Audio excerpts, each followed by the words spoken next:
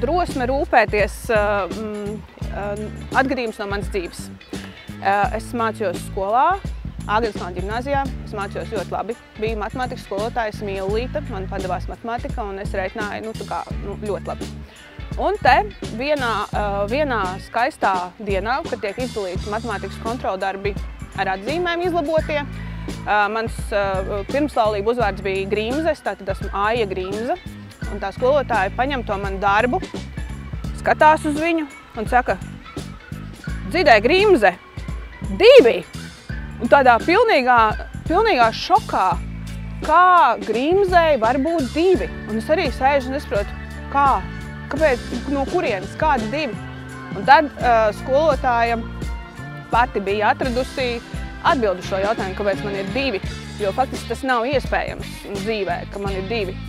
Un tad viņa teica: nu ja, tu jau vispirms izreikināji visai pārējai klasē visus 6 variantus, un pašai vairs nepietika laika. Un tā, tas ir manā skatījumā tāds rūpēšanās par klases biedriem vispašaizliedzīgākajā veidā. Es izreikinu, ko es, protams, nedarīju. Es nezinu, kas man notika, bet es vienkārši neko tur nebiju pareizi izreikinājis. Bet, nu jā, un tad skolotājas acīs es biju tāds cilvēks, kas rūpējas vispirms par visiem citiem, un tad tikai par sevi.